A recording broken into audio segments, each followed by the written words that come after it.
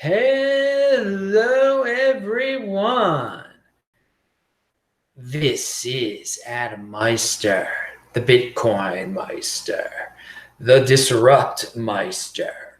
Welcome to the Beyond Bitcoin Show, episode 60. Today is June the 1st, 2019. Strong hand, unconfiscatable. Bitcoin is the next Bitcoin. Personal responsibility is new counterculture. Deferral of gratification, conviction.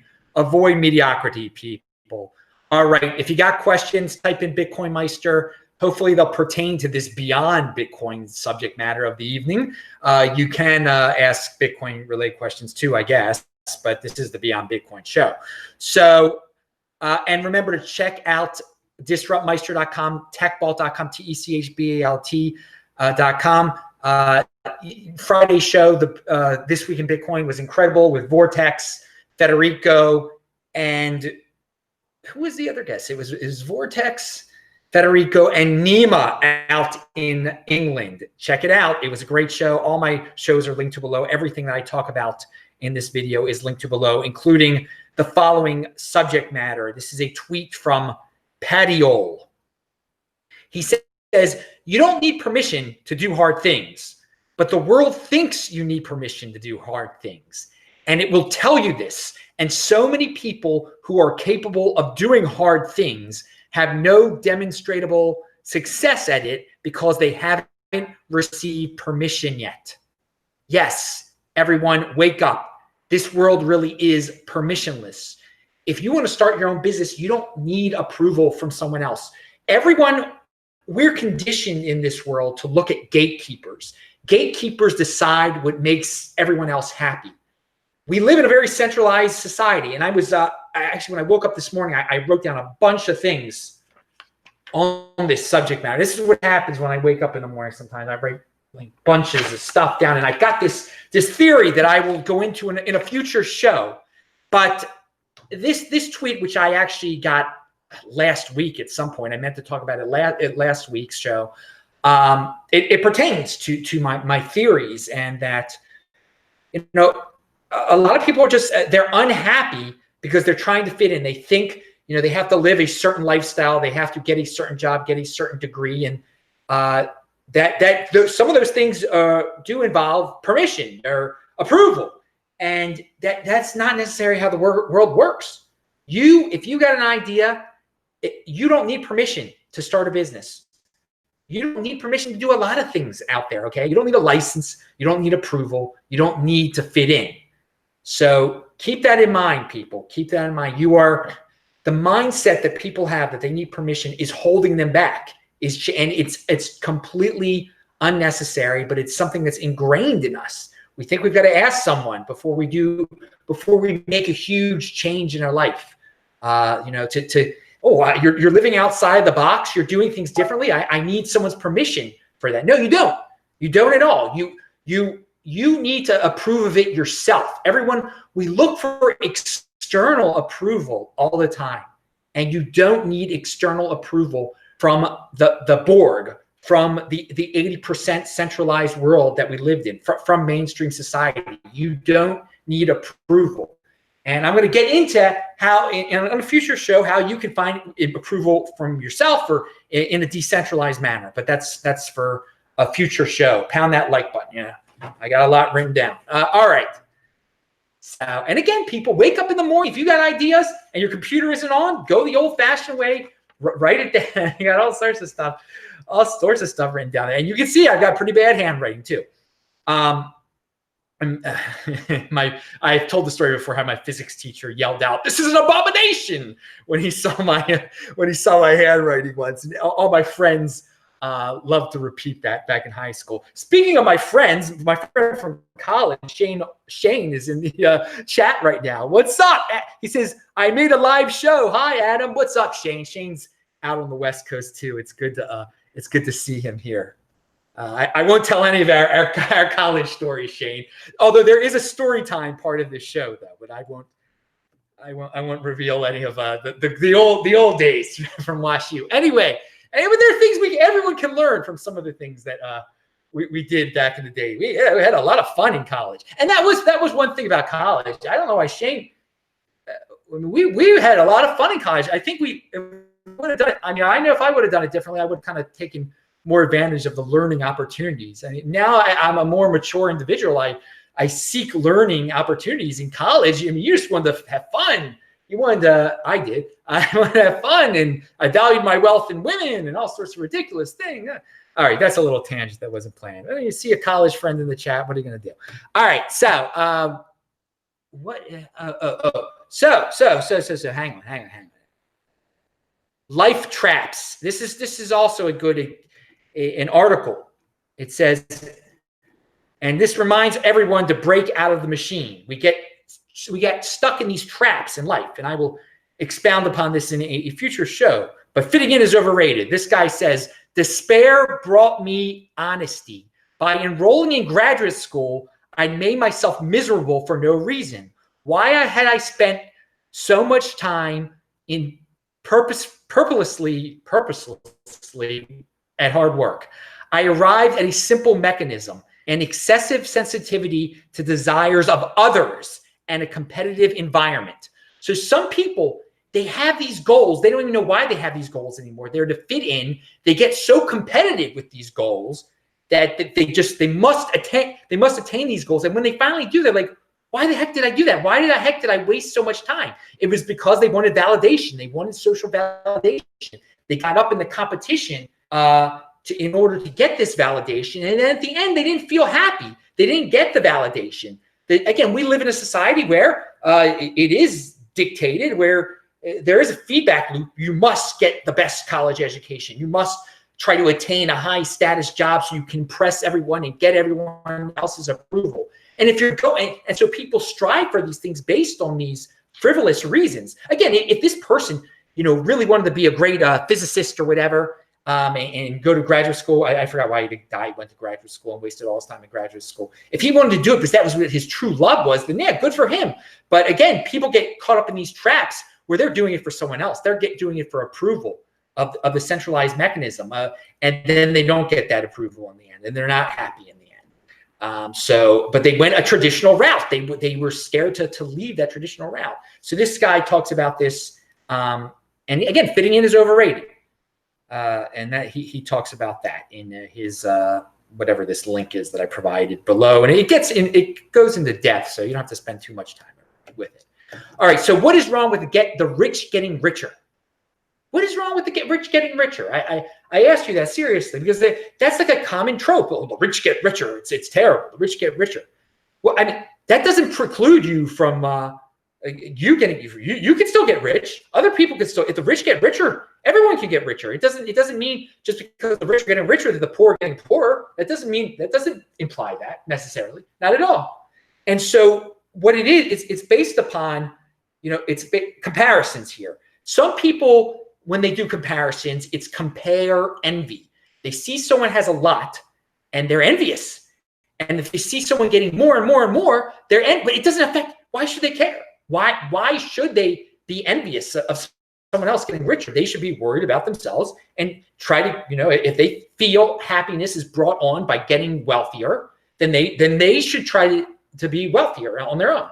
But so that's where I call what I would do if I saw someone getting rich. If the rich were getting richer, I say that's inspiration. I compare myself to them. I say, well, I'm not as rich as them, but well, wait a second. That's inspirational. It's inspirational that they're doing well. So there's the compare envy and the compare inspiration. Which path are you going to take? Are you always going to be envious when you're looking at someone else? Or are you going to use it as inspiration? You're going to try to learn.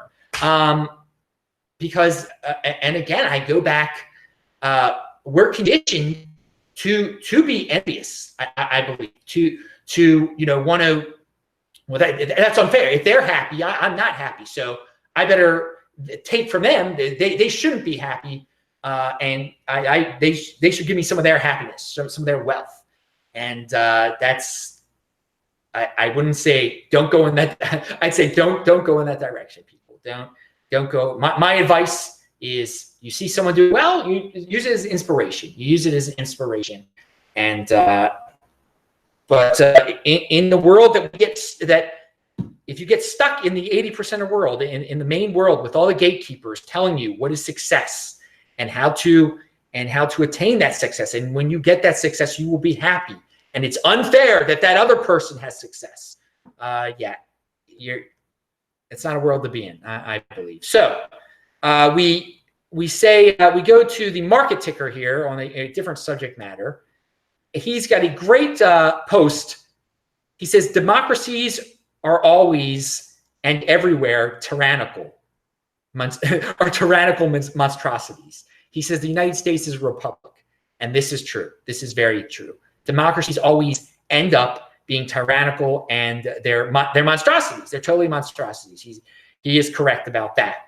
And the United States was not intended to be a democracy. We have completely lost track of that. I mean, you hear the word democracy being tossed around as like an angelic type of word, that's something that was sent from heaven or something like that. It's not.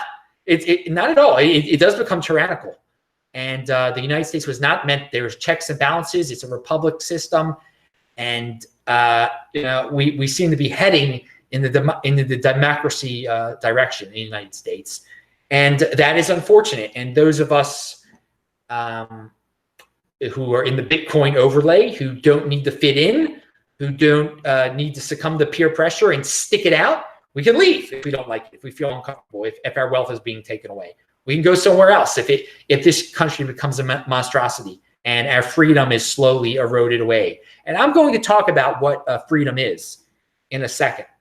Now, something that I see on YouTube, there's a group that has been dubbed the intellectual dark web, and it's Ben Shapiro and all these guys who talk about subject matters that aren't exactly mainstream, and they're a diverse group. Some are more conservative, some are more liberal, and they've become popular. Jordan Peterson, they've got loyal followers. Their YouTube numbers are going wild and everything, and there are these people out there who hate them. And there are other YouTubers or social media people who it's clear that because they're excluded from this group, that they have envy. And I say, don't let your own exclusion from one group define you. These people are letting their exclusion from a group define them. That shouldn't define you. Just because you're not accepted into a group, that you become envious them and then have to ripple them, and your whole everything that you talk, lots of the stuff that you talk about in life is just about how bad they are, just because you're not in their group. That is not the way to run your life, dudes. Not at all. Not at all. Start your own. If you are excluded from something, start your own movement, okay? Don't let gatekeepers say that you can't start your own movement or you can't start your own group. Again, your movement or your group can just be one person. That's fine. That's fine. Compete. Do not complain. Pound that like button. I talked about that in a show the other day. I said I was going to bring that up on a Saturday show. There it is. I brought it up on the Saturday show. Compete. Do not complain. Do not. Again, so we've got all these complainers complaining that they're excluded from a certain something, and they're not competing. They're not producing. They're just complaining. And yeah, think about that. So anyway, I've been going to synagogue every single day since the passing since the mourning period began for my father. So I spent a lot of time looking at the prayer book and everything and reading the prayers. And there's a prayer called the Aleinu, which I've known since I was a little kid, actually. But if you're a religious Jewish person, you say 3 times a day. I believe at least 3 times a day. I don't know. But there is one line that I love it. And when I look at the English translation, of course, and this maybe this will inspire some of you. For they worship vanity and emptiness. And that reminds me of today. That reminds me of today's society. That line is based on like a biblical passage that obviously is thousands of years old. But we've come to a time now where so many, the 80%ers, that's the very definition of 80%er, worshiping vanity and emptiness.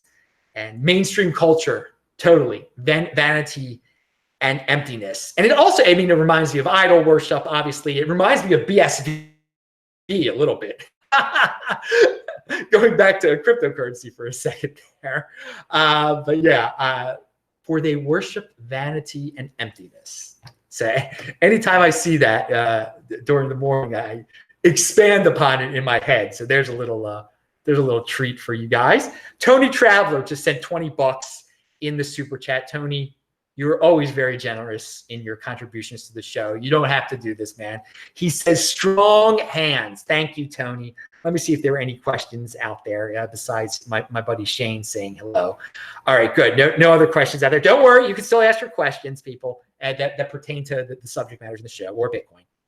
So the last 2 weeks, I've been meaning to bring up Joe Rogan, who is one of these intellectual dark web people, apparently. Again, you can put anybody in the group that you want to put in the group. I don't care. Don't hate on them and waste your whole life worrying about them. Make your own group. And again, yeah, I'm not in their group, so I do my own thing. It's awesome. I love this. I definitely go my own way. There's no definition that I'm trying to fit into here. I mean, I'm a Bitcoiner, yet on Saturdays I do a show about way beyond Bitcoin. Because I very much enjoyed this show. I very, very much enjoyed this show. And well, something about Joe Rogan. Joe Rogan is like the place where popular culture and 20%ers kind of meet. It's the dividing line. It's a hybrid behind the two, but between the two at times. And you could be a 20%er and be very interested in bettering yourself and being productive. And you can find information on his show and very good guests sometimes. Well, sometimes there's nonsense matters on it, of course, a lot of it, because he is not on a mainstream television network or anything like that. He does his own podcast. He does his own thing. He went his own way. You should be inspired by him, definitely. But then some of the subject matters are definitely to appeal to the masses. I mean, that he just does stuff that he likes to do because he is partially mainstream. He did a lot of stuff in mainstream media in the past. And I think that's still a part of him. And I think a part of him wants to fit in a little bit still. But so if you are a politician, this is someone to get in touch with, definitely, because you can get a large audience of smarter people and some 80%ers, obviously. At the same time, sometimes things happen on his show that the mainstream media picks up in. So that's why I say it's kind of the dividing line between the two. So someone like Tulsi, who is a fringe Democrat candidate, she goes on there and she gets mainstream coverage because she says things on there. A lot of people hear about it and the mainstream media can't avoid covering her. So a lot of more 80%ers hear about her. And she, of course, wants 80%ers to hear about her. In order to win an election, it's a total 80% popularity contest. It's based on vanity and emptiness elections. Pound that like button. We're going to get to elections in a second, how vain and how empty they are. I mean, it's sad. A lot of people are like, my father and they fought for the civil rights, and it was such a big thing to get voting rights. I would die for voting rights. Again, it isn't something to die for. I can see back in the day it was really hyped up and everything like that. But you put these leaders on pedestals, and then you think your vote changes your life, and you put so much power into these people. And you should be putting power into yourself. So, and I've mentioned this many times. All right. I've got a respect the money story. That's one of my slogans, respect the money. I learned that from a channel. I often quote the dude, MGTOW money, his name is. But so here's a story. Here's a health tip for you. If you eat, you eat dinner, go for a walk afterwards. I walk every night here in LA. Most places I go to, I walk every night. Walks off. The digestion goes. It's good. It's fun. It's healthy. So I'm walking. I walk by the bus stop. I mean, there are plenty of bus stops out there on La Brea, however you pronounce it with your Baltimore accent. And I find an LA Metro card, the card you use to get on the bus, on the subway, on whatever. Yeah, they have a subway out here. Pound that like button. And of course, everyone drives their darn car out here. They don't know that there's a subway, but certain people do know there's a subway. Anyway, I found this card on the ground. This is like 2 weeks ago now. And I was like, I got to check this. I got to see if there's any money on this thing. First of all, it cost $1 to buy the card. So some genius threw his card on the ground after he got off the bus. Because again, you need the card to get on the bus. So I assume the person got off the bus and threw it. He thought he didn't need it anymore. So, I pick it up, I put it away so that the next time I run by a place I can check a balance, I'm going to check it. So early, it was actually last Sunday. I ran on Hollywood Boulevard in the morning. Oh, when you see all the stars on the ground. Not only that, early in the morning, you see all these bums on the ground too. So I go to the Hollywood and Vine subway stop. It was the Hollywood and Vine subway stop. Go downstairs, check the what's on the card. There's $1.50 on the card. $1.50 on the card. It's ridiculous. No respect for money at all. No, someone just throws away $1.50 like that. And of course, tomorrow, Sunday, I'm going out toward Pasadena to visit a fellow Bitcoiner. I'm looking forward to it. So there you go. One ride costs $1.75. So it was like the majority of a ride right there. That is the opposite of respect the money. And that is how the poor get poorer. They throw away money. And that's how the rich get richer. And there's nothing wrong with it. And if the poor want to throw away money that the rich just pick off the dirty ground, then hey, that's the way it is. And if that's looked down upon by the mainstream, I don't need their validation. You don't need their validation. You don't need to someone say, oh, you're such a cheapo. You picked up a card off the ground. Well, no, I'm telling you right here, decentralized validation right here. You're doing the right thing. You don't need to fit in. You just got $1.50 richer. When that scum just schmo or whatever he is, he got $1.50. And they're the ones complaining about the rich getting richer. They're the ones that have the envy. They have no long-term thinking. They're so impulsive. It's unbelievable. Don't be that guy. Be the rich guy who picks it up off the ground and doesn't have to spend $1.50 on it. And you're, well, what's $1.50? No, $1.50 adds up over time. It adds up over time. You keep on finding $1.50 on the ground. You keep on throwing away $1.50. You're going in opposite directions, and that's life. And if you want social validation so much that you think that's cheap or whatever, then hey, go ahead. But personal responsibility is the new counterculture. And you're throwing away money. Respect the money. Okay. And I showed another thing I see when I'm running is this billboard for lascandal.org. And the billboards are clearly made to make you feel guilty about the homeless problem. And I don't know. You guys can check out the site yourself. You can decide yourself if it's virtue signaling. I'm sure that people want to make a difference. The way the homeless problem is being approached here in LA is clearly not good. And again, many drug addicts out on the street, many, they set up tents, even in good neighborhoods like this one that I'm in right now. It's unbelievable that some of the things that you see, the tents that you just see on random streets, just on sidewalks. So what I would tell everyone, if you don't want to end up like that, don't throw away money. If you have a psychological problem, seek help, seek ways of medical attention. So you can, if you are schizophrenic, take your medication, definitely. And I don't know, I'm not going to be guilted into giving to nonprofits where I don't know how my money is going to be spent. And I think throwing more money at the problem definitely is not a solution. The billboards are interesting, though. They are all, that's your little taste of LA for today. So you see these LA scandal billboards, and then you see the real thing right on the street. And is it scandalous? Is it scandalous that everyone's that they're homeless people? And I don't know if that's the right word. I don't know. It's definitely trying to get you emotional. And this is not something to be emotional about. And on that note, Stoicism teaches the development of self-control and fortitude as a means of overcoming destructive emotions. The philosophy holds that becoming a clear and unbiased thinker allows one to understand the universal reason. And you know what? All I keep seeing in this world is impulsivity and people who want to gamble and get high.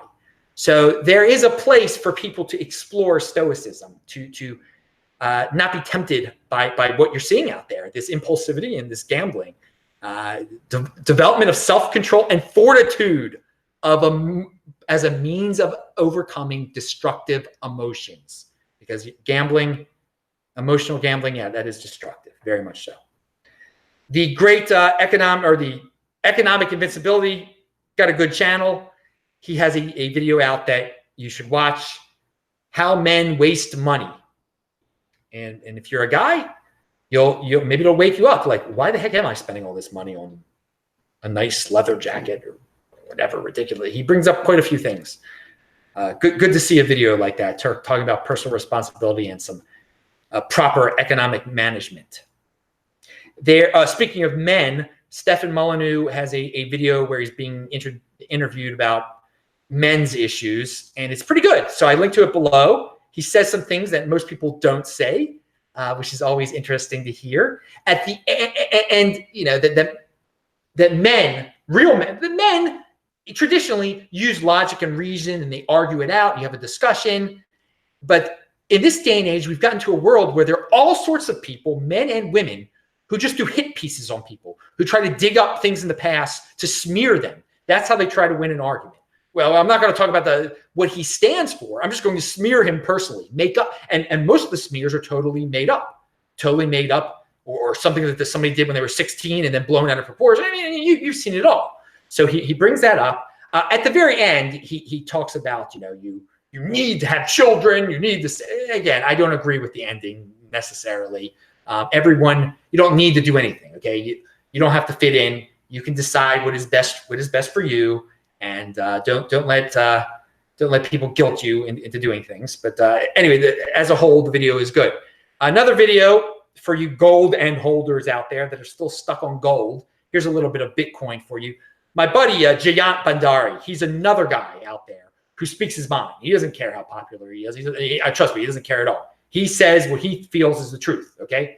And you might disagree with him on a lot of things. He is Indian. He'll say some pretty hardcore things about India, too, that aren't the nicest things in the world. And about the developing world. He has very harsh words. He talks about China in this video. In this video, he's pretty open about what's going on in gold and gold mining stocks, and that things aren't going very well at all. And he's got that. He is stuck. You know, I've had Jayant on the show before. You can look it up in the archives, disruptmeister.com, pound that like button. And I've told Jayant about Bitcoin since 2017. He's known about it since before then. But he likes to do his gold stocks. He likes to do his gold. He likes stocks. He never got into Bitcoin. And that's unfortunate. I mean, he is wealthy. He says he's trying to make money. He's very open in his video what he is trying to do. He's trying to make more money. He knows that realm so well that he thinks he still can make money in it. It's not going well. He talks about an upcoming event that has all the usual names at it.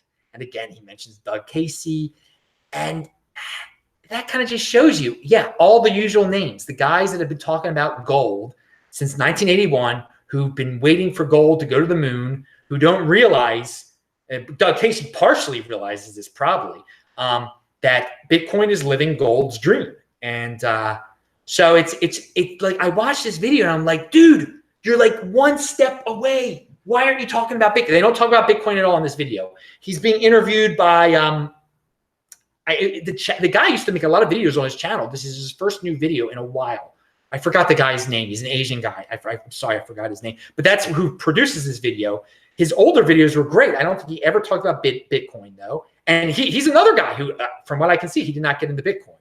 And it shows you that people can get really stuck in their ways. And sure, gold is there. I'm sure there are ways of making money on it and everything.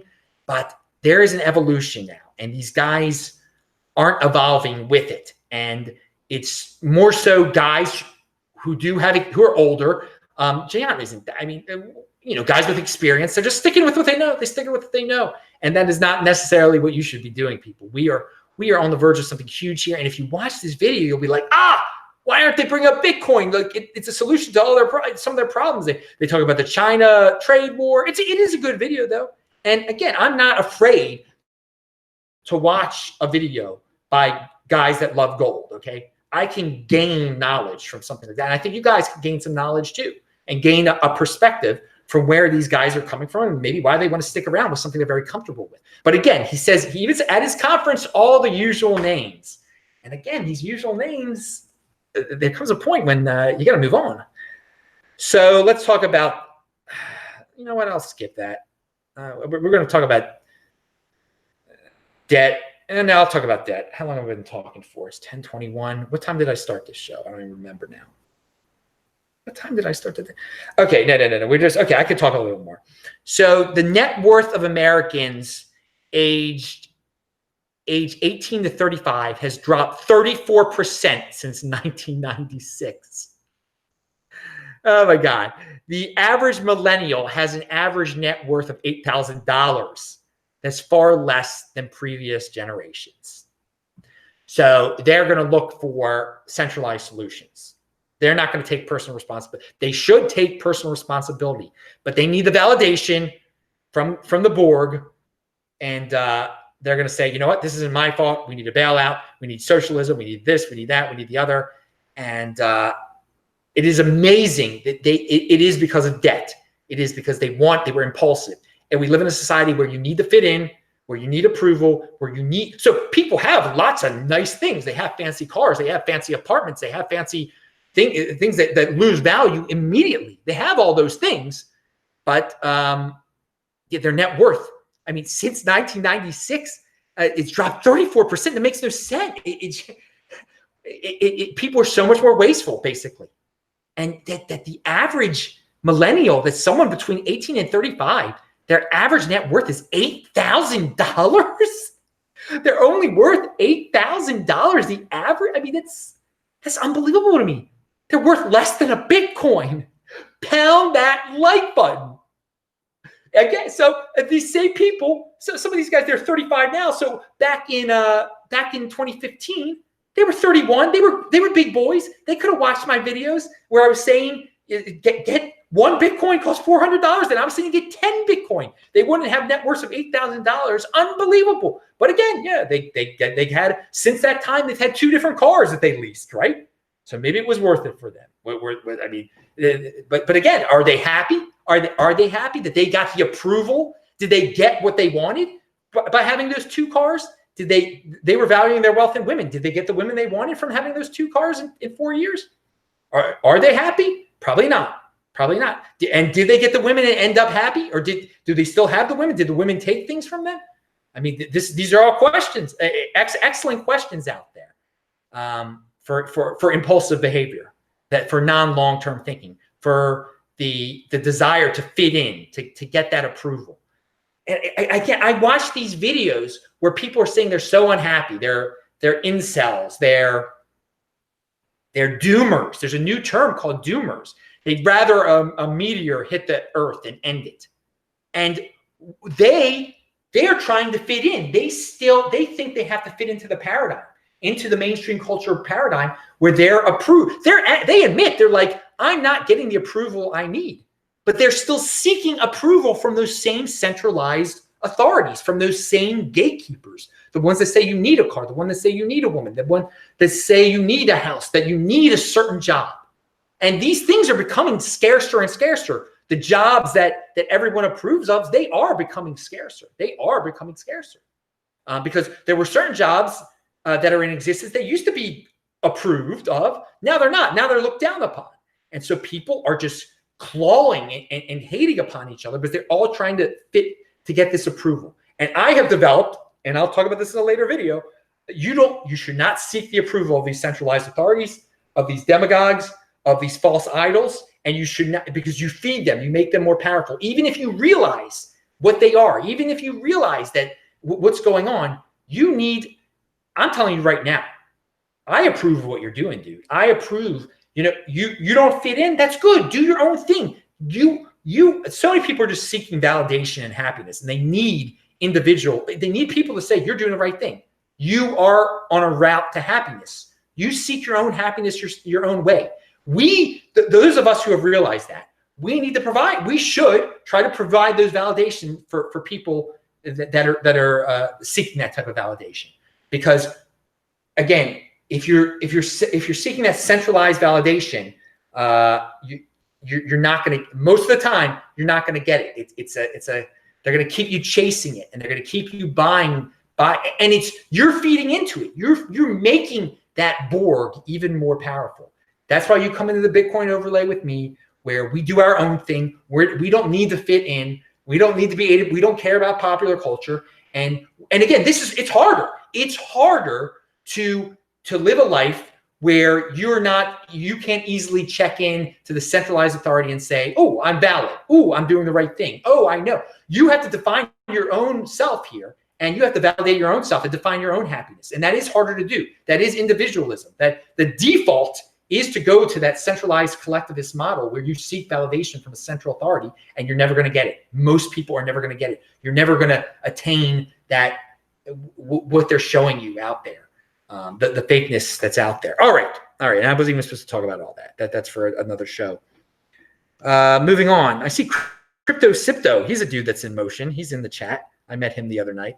Keeping up with the Joneses. Exactly, Crypto Sipto. It is all about, well, for some people, it is about keeping up with the Joneses, and you end up very unhappy that way. And that's why here in the land of the decentralized, you will find people with common interests, and you will get happiness and validation from others who are going the same way that you are, doing things differently like you are with Bitcoin.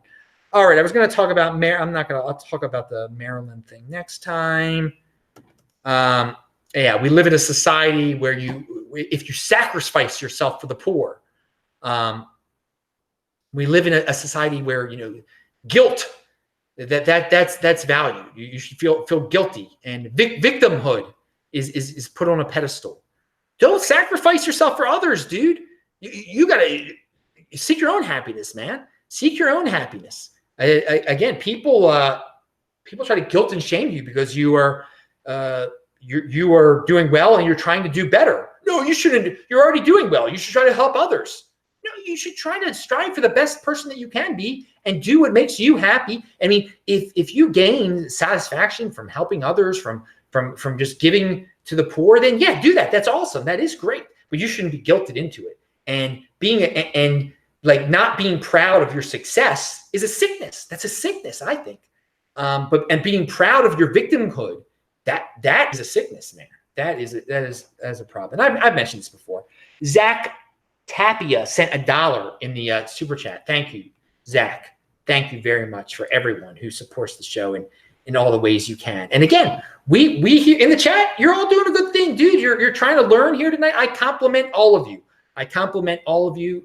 You know that fitting in is overrated. So I said I would talk about some health today. I got to talk about health a little bit. But remember, TechBalt, TechBalt on Twitter, Bitcoin Meister on Steemit. I'm live there right now. So health. I've been taking like 2 cold showers a day now. I'm doing 2 a days. I mean, this thing, it really wakes you up. It really gives you a lot of energy. And apparently there are some other health benefits too. Something that I'm doing tomorrow, I mentioned this before, but when I have travel days, I don't eat at all. So some of you are like, well, yeah, when you get on a plane, you skip those days for eating. That is true. But I've taken it to a whole new level. When I went down to Long Beach the other day, I was driven in a car. I didn't eat all day. So that becomes a 44-hour fast. Tomorrow, I'm going to Pasadena or out that direction on the gold line. I'm going on the light rail, people. We call it the light rail in Baltimore, at least. I don't know what it is a light rail service. But again, I'm not eating tomorrow. So again, this is for those of you that say you can't fast, try to do it around a travel day. You don't need to stop at the fast food place when you're traveling at all. That's bad. And it's funny, the picture I picked for this video was from Beersheba, from a mall in Beersheba in 2017 in Israel. It was a McDonald's and it says kosher next to it. Of all the things you see in Israel, kosher McDonald's. And that's sickening that even in Israel, they eat that unhealthy garbage. Although in that mall, in the Beersheba mall, there were many Arabs. There are a lot of Arabs in Beersheba. So I guess they're eating at.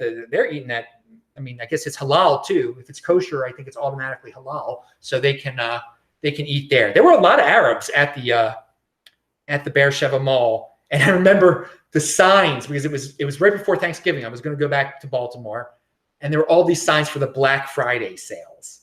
And yeah, I mentioned this on the show before. The whole world has become such a hyper consumerism mess that they have Black Friday sales in countries that have nothing to do with Thanksgiving. They don't celebrate Thanksgiving in Israel, but they have Black Friday sales.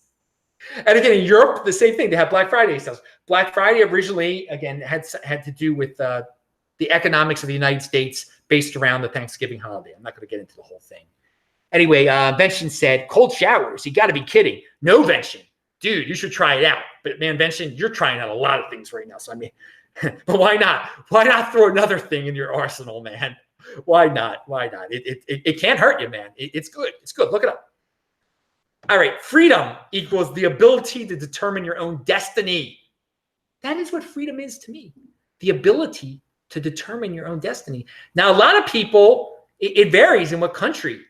In a totalitarian state, you don't have freedom. You can't control your own destiny. I mean, if you're stuck in like North Korea, you're not controlling your destiny, okay? You have no freedom at all. Now, in the United States, we have a lot of freedom. People complain. We do have a lot. The taxes, now, if you don't pay your taxes, you're going to end up in jail.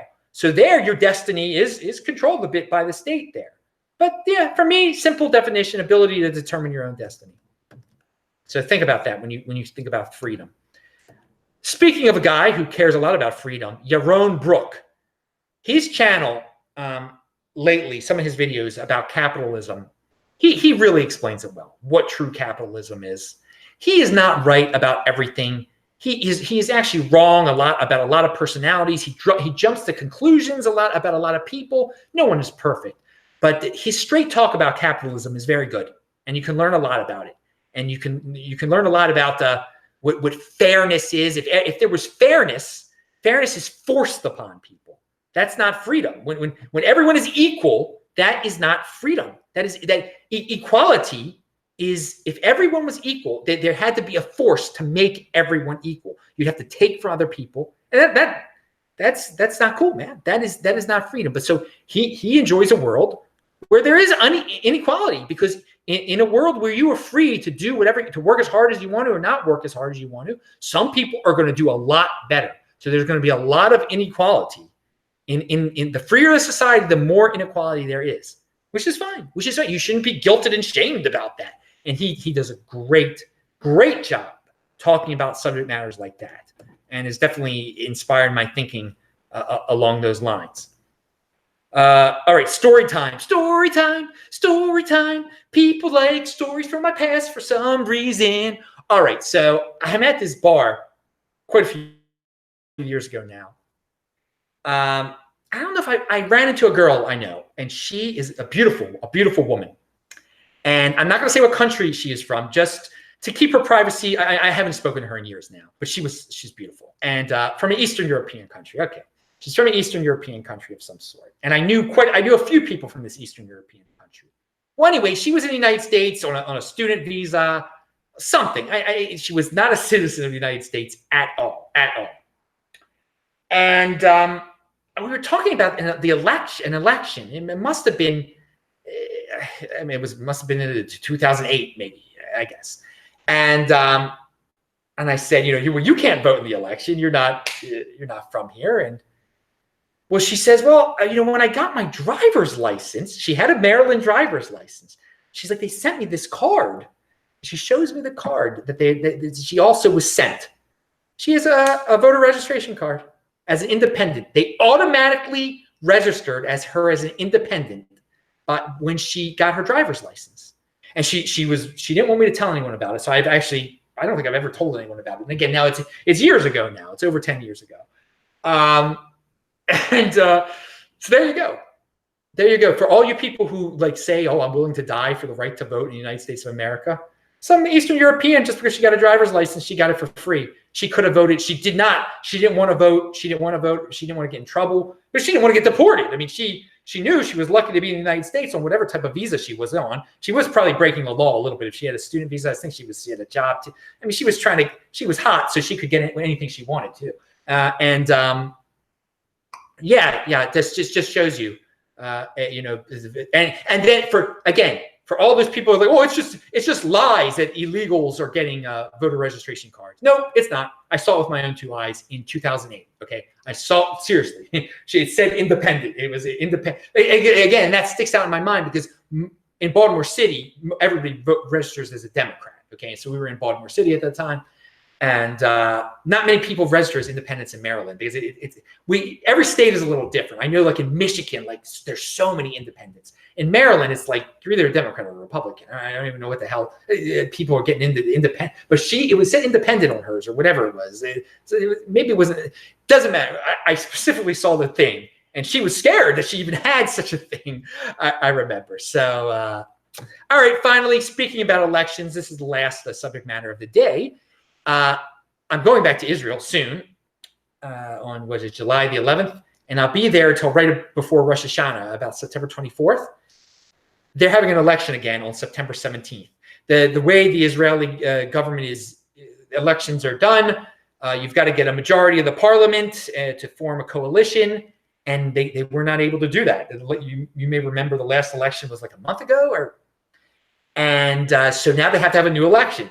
And it's the first time in their history that they've had to do this. But this has always been on the table. If you can't form a coalition, this is what you have to do. And it's a very interesting way of governing a nation. I'm bringing this up because I supported the Zehut people before, who were libertarian, conservative, whatever you want to call them. They were definitely people who would bring Bitcoin to the table. So I'm going to, this time around, I'm going to encourage people in Israel because I know Israelis watch this. And I'm going to be talking to Israel. I'm going to be there for the actual election, which should be really awesome to see how they do it. Because I was there before the last election, but I was not actually there on election. I will be there on election day, September the 17th, 2019. I'll report to all of you. But definitely, I encourage everybody who can vote in that election to vote for the Zehut because they didn't make it last time. And now they have. It's something new. It's something different. And they're such a small country. Differences can be made by the government. And I don't like putting these people on pedestals or whatever, but they are definitely have people that are Bitcoin friendly. And I'd love to see Israel jump on board that. And so in this case, I am going to talk some politics. And so I guess on future Saturday shows, I'm going to talk about the Israeli election and Zehut. So it should be interesting to see how that turns out. But again, don't worry about, if you're in the United States, don't worry about elections very much. Don't put too much into them. So I'm Adam Meister, the Bitcoin Meister, this Route Meister. Remember to subscribe to this channel, like this video, share this video, check out the links below. And Crypto Shrugged author said, hello from Spain. Dude, you made it from out of South America to Spain. That is awesome. Pound that like button. Bang that bell button, click on those squares, and hopefully we'll get, everyone's got to check out his book, by the way. What is that? What just happened? I just lost him there. All right. Crypto Shrugged author's book. He's been on the show before. He is the tallest man in all of cryptocurrency. He's actually 7'3". He has been on the show before. Check it out. He's got a good book. Google it. Crypto Shrugged, the book, the author. See you later. Bye-bye.